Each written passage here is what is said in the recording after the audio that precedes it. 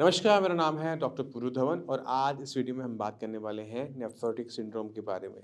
अक्सर हम बात करते आए हैं बच्चों के अंदर नेफ्रोटिक सिंड्रोम के बारे में, मगर आज हम बात करेंगे एडल्ट्स के अंदर, बड़े लोगों के अंदर नेफ्रोटिक सिंड्रोम के बारे में। बड़े लोगों के अंदर, एडल्ट्स के अंदर नेफ्रोटिक सिंड्रोम देखने को मिलता है, कई जगह में पर्चों पे देखने को मिलता है कि इस पेशेंट को नेफ्रोटिक सिंड्रोम हो रहा है। तो पहले नेफ्रोटिक सिंड्रोम को समझने की कोशिश करते हैं, क्योंकि ये सिंड्रोम है, यानी बीमारियों का जोड़ है, सिम्पटम बहुत सारे आते हैं। तो नेफ्रोटिक सिंड्रोम एक ऐसी कंडीशन होती है जिसके अंदर यूरिन में प्रोटीन लॉस हो रहा होता है। अब जब यूरिन में प्रोटीन लॉस होता है तो क्या होता है कि ब्लड के अंदर जो प्रोटीन है वो कम होना शुरू हो जाता है। जब प्रोटीन कम हो रहा है तो बॉडी में प्रोटीन की कमी की वजह से सिम्टम जनरेट होने शुरू होते हैं। पहला है स्वेलिंग आना, कहाँ पर? पैरों पे। अगर पैरों पे स्वेलिंग आ रही है, यूरिन में प्रोटीन लॉस मिल रहा है, तो नेफ्रोटिक सिंड्रोम माना जाता है। दूसरा जो हमें फैक्टर देखने को मिलता है नेफ्रोटिक सिंड्रोम में, वो है कोलेस्ट्रॉल लेवल का हाई होना। अब जो हमारी ब्लड है, ब्लड में एक आप देखेंगे कि उसमें गाढ़ापन होता है। ये गाढ़ापन 2 चीज़ों से मेनली आता है। पहला है प्रोटीन, दूसरा है कोलेस्ट्रॉल। अब प्रोटीन अगर हमारी बॉडी में कम है, तो खून को गाढ़ा करने के लिए बॉडी खून में कोलेस्ट्रॉल ज़्यादा रखती है। तो ऐसे पेशेंट के अंदर हमें हाइपरलिपिडीमिया यानी कोलेस्ट्रॉल की मात्रा ज़्यादा देखने को मिलती है ब्लड के अंदर।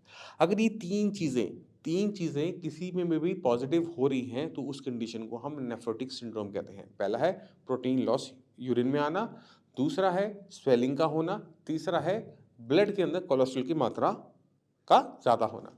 ये तीनों चीज़ें किसी की बॉडी में हो रही हैं, यानी उस पेशेंट को नेफ्रोटिक सिंड्रोम है। अब एडल्ट में नेफ्रोटिक सिंड्रोम के कारण बहुत सारे देखने को मिलते हैं।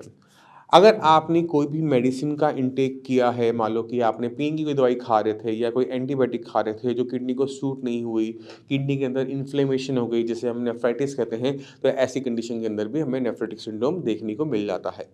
दूसरा कारण होता है वो है स्ट्रेस।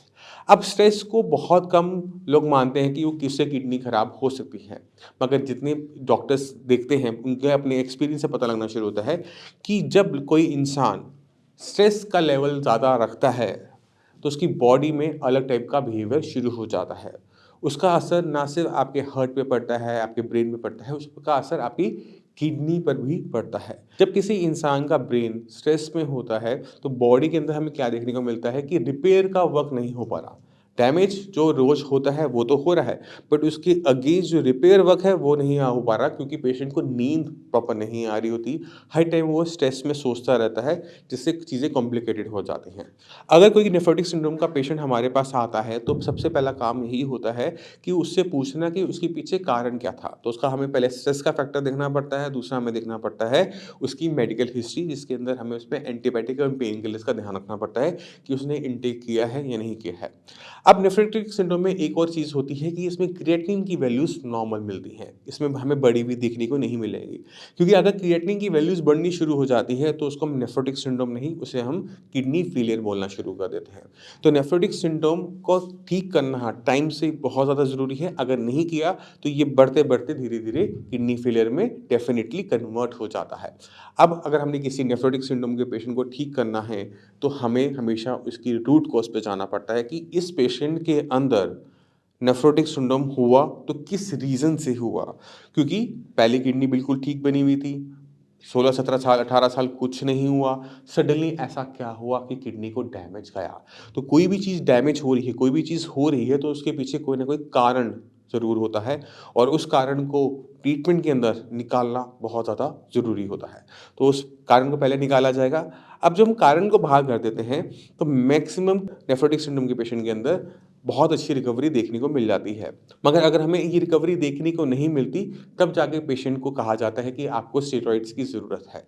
तो कोशिश कीजिए कि अगर आप नेफ्रोटिक सिंड्रोम के पेशेंट हैं, तो पहले अपने आप को एग्ज़ामिन खुद ब खुद असेस करने की कोशिश कीजिए कि आपके साथ ऐसा क्या हुआ कि आपको यूरिन में प्रोटीन लॉस स्टार्ट हुआ। आपका बीपी ओके है, आपका शुगर ओके है, आपका सब कुछ ओके है, बट फिर भी प्रोटीन लॉस हो रहा है। आपकी कोई मेडिकल हिस्ट्री नहीं है, आपकी कोई फैमिली बैकग्राउंड में कोई हिस्ट्री नहीं है कि कोई बीमारी है। बायोप्सी करवाइए, वो नॉर्मल आ रही है। तो हमने पहले अपने आप को एग्ज़ामिन करना होता है कि हमारे साथ क्या ऐसा गलत हुआ कि हमारी किडनी से प्रोटीन का लॉस होना शुरू हो गया, और वहीं से ट्रीटमेंट स्टार्ट होता है। तो मैं उम्मीद करता हूँ इस वीडियो से आप काफ़ी कुछ समझ गए होंगे कि नेफ्रोटिक सिंड्रोम एडल्ट्स में देखने को मिलता है। 2 बड़े रीज़न मैंने आपको बताए और किन चीज़ों की क्वालीफाई होने पर आप अपने आप को नेफ्रोटिक सिंड्रोम का पेशेंट कह सकते हो। पहला है प्रोटीन लॉस थ्रू यूरिन, दूसरा है स्वेलिंग, तीसरा है कोलेस्ट्रॉल की मात्रा ज़्यादा होना। साथ-साथ में हमें क्या चाहिए, क्रिएटिनिन की वैल्यूज़ हमें नॉर्मल चाहिए। हमें अपनी बायोप्सी रिपोर्ट के अंदर कोई भी पैथोलॉजी नहीं चाहिए। अगर ये सारी चीज़ें क्वालीफाई करती हैं, तो हम कह सकते हैं कि एक नेफ्रोटिक जो पेशेंट है, नेफ्रोटिक सिंड्रोम का पेशेंट है। और ट्रीटमेंट आपको बताया, हमेशा रूट कॉज़ पे जाके काम करो, बीमारी को समझने की कोशिश करो। आप बीमारी को समझ जाओगे, बीमारी वहीं पे आधी खत्म हो जाती है। इसी के साथ मैं आपसे विषय चलने की आज्ञा चाहूँगा। मिलते हैं अगली वीडियो में, तब तक के लिए नमस्कार।